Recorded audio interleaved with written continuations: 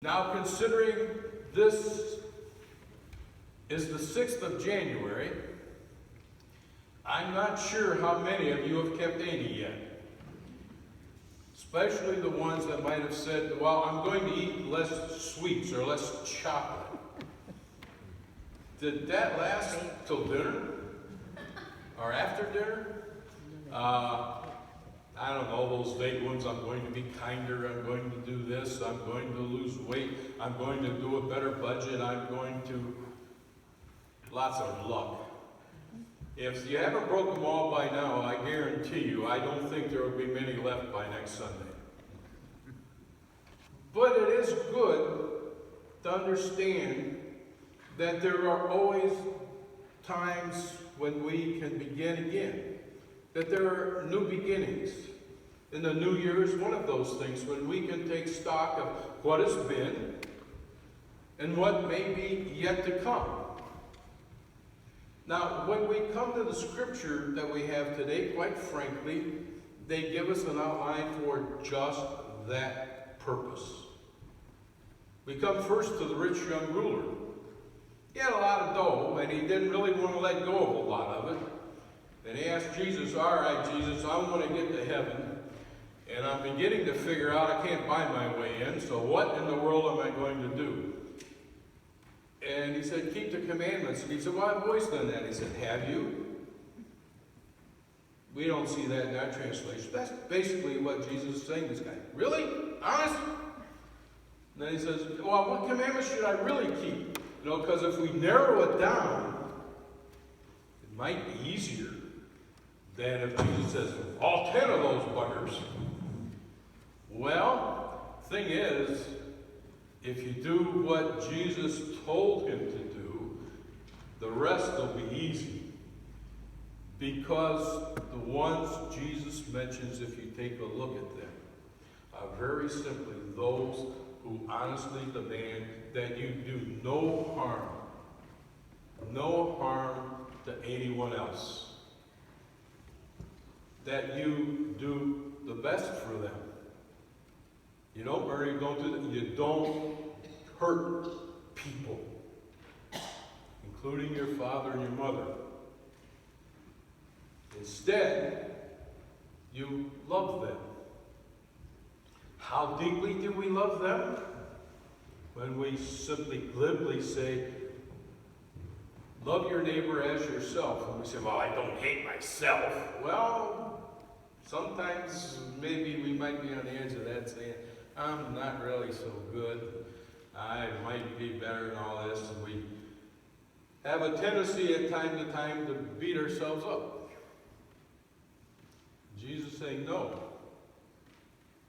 It's all right. You are okay. You are good. Well, you could. Now it's so low.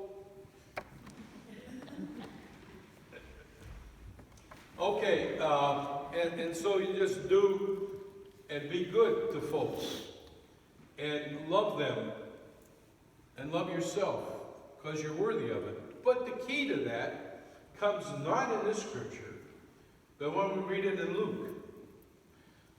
For in Luke, Jesus begins to talk about there's this cycle.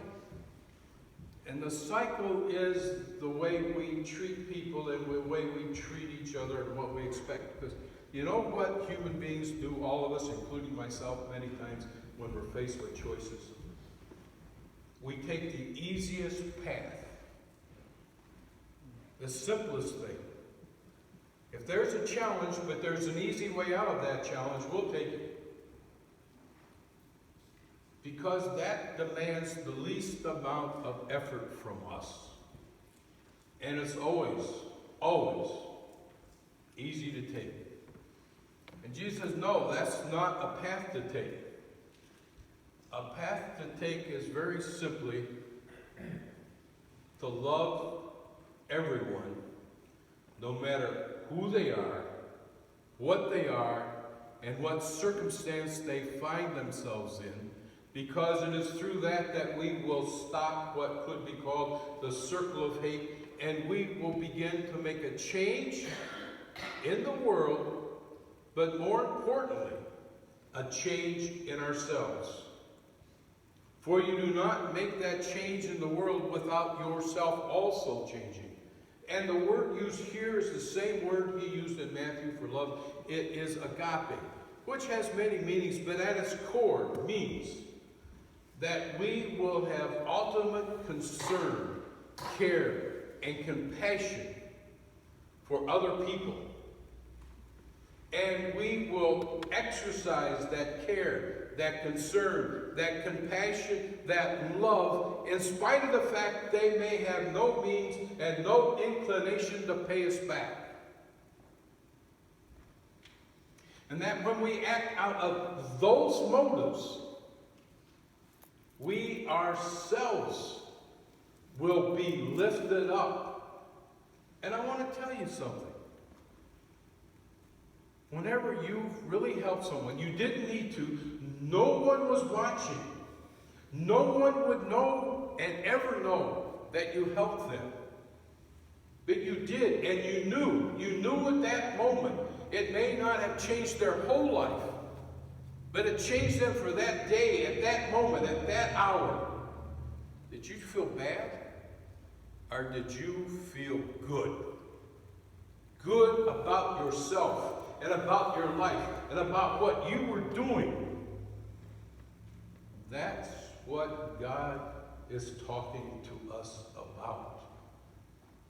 We always look at this scripture whenever we see that we think, well, yeah, it helps them. What's it do for me? It does a lot more for you than taking the easy path, which would be to walk away. I like to watch CBS News. The reason why I watch CBS News, especially on Friday night, is I like that on-the-road thing. I like to see what people are doing. And you look at that, and you know, I know what all of you are doing here. Oh, that makes me feel good, but I couldn't do it. Yes, you could do that, and you should do that. Is that pawn shop owner in Connecticut that has refurbished 580 electric chairs to help people get around. Is he a better person than you are, really? Honestly? Whenever he does those electric wheelchairs, they each take a couple of batteries that cost $200 to $300 each. And people have looked at him and said, you gave me my life back. You gave me my dignity back. You made me feel human again. What about a young 11-year-old boy who was in the hospital and received a toy? And the toy made him feel good. Then he went home. Now, ultimately, this boy was terminal and died. But he went home and he decided every child that went in that hospital ought to have a toy. So he set up boxes in the hospital.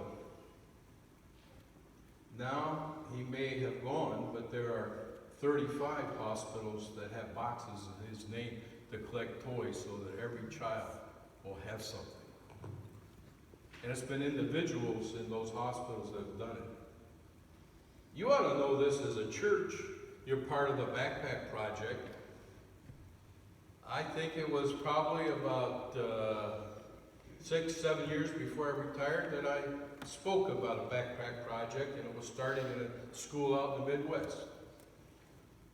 About 2-3 years later, we had it started in South Jeff. And then about 2 or 3 years after that, it was going bankrupt. Well, now, because of Fred, people like you, we not only feed kids in South Jeff, but kids in Jefferson County, and almost every school district in the county is fed. You can't do it? Yes, we can. The path of least resistance and the easy path for churches and for human beings is to say, we can't do that. That's too big. We can't take that on. The God path is to say, there are people of God that need help, and you read your food for thought. I may be one, but I am one. And I can't do everything, but what I can do, I, by God's help, will do. And we do it. One of the things I saw was, they call him the Good Samaritan, the $1 Million Man, whatever. This guy, he has a lot of money, but he gives it away. And every Christmas he goes various places and he gives out $100 bills. This year, one place he went, he gave money to a homeless man for that homeless man to hand out. Well, now, in one case, I won't tell you all the story about all the people that he gave the money to, but there was one man.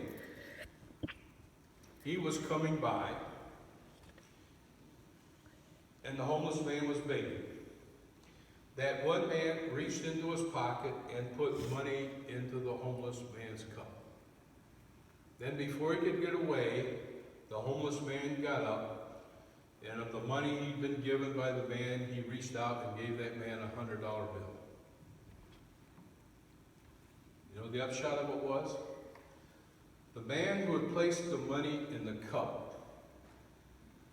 had been laid off. Unemployment had not started. Christmas is here, and he had no money to buy presents for his children for Christmas. But they who had the least learned what it is to give. And he put money in the homeless man's cup. In return, he got $100 that he could buy presents for his children for Christmas. 2 people felt pretty good that day. And some others passed that. We can make every excuse in the book when we are faced with life that we can't do that. Because that is the path of least resistance, to say that we can't do that. That is beyond us. It's beyond our capacity and our ability.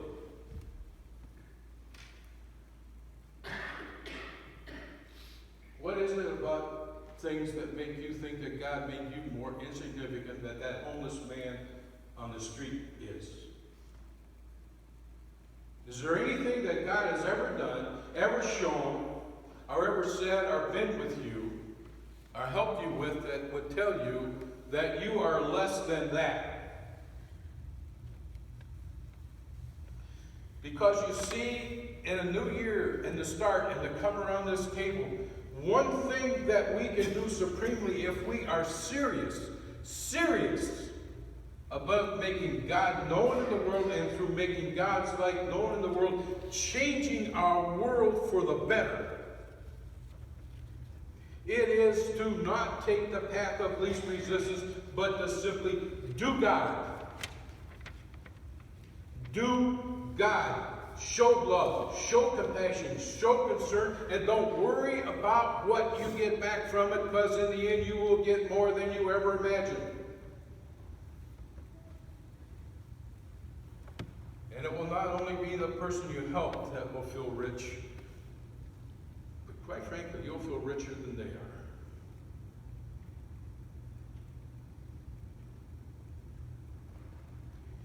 We are prone to take that path that has least resistance. And the first sentence in that path is, I'm only one person. What in the world can I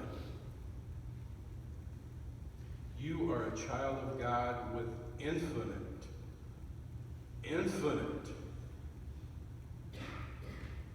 strength, capacity, and toolbox given to you by God. Maybe it's about time we opened it up and saw how much is in there for us to use. And I know what's going on in your mind, and I've known it all the while I've been preaching this. Well, that guy shut up. We've got to come out there, eat dinner, and go out and take down a tree. Well, I got to get in the car and take people to the airport.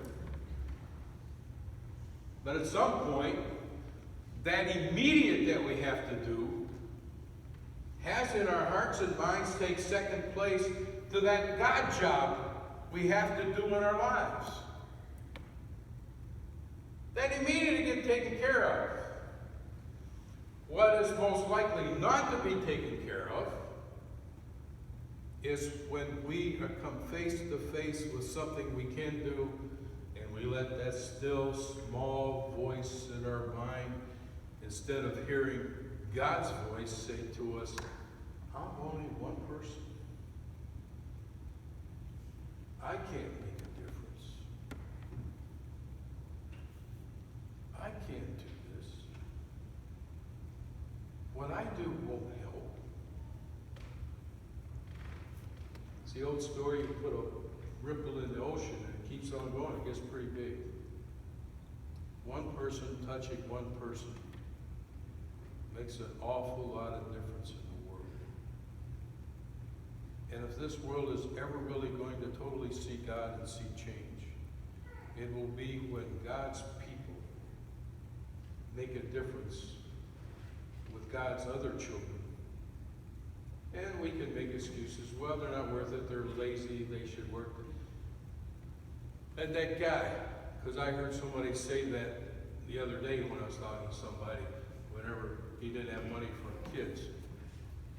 Well, you know, he should have put some money in the bank. I don't know how many of you around here can go back to remember when you first started out with certain things. That you lived paycheck to paycheck, and if you missed a couple of paychecks, you were going to be in a lot of hurt. Now, there may not be many of us in this room now that are in that situation. But at some point, most of us were in that situation. Therefore, what gall do we have to say, because God has blessed us and lifted us to this situation, to look down on someone who happened to be where we were at one time? And how did we get where we are at? All by our lonesome. Nobody ever helped me whenever I was stubbing my toe and I needed a little lift up. Right? Yeah. You make all the resolutions you want. Do you want to make a difference in the world? I don't care what you eat. I don't care how much chocolate you eat. It might do your heart, your health, your mind, your stress, your being, a whole lot more health. If as we take this communion today, we resolve that we will do our best. We will pray to make the choices that will do God every day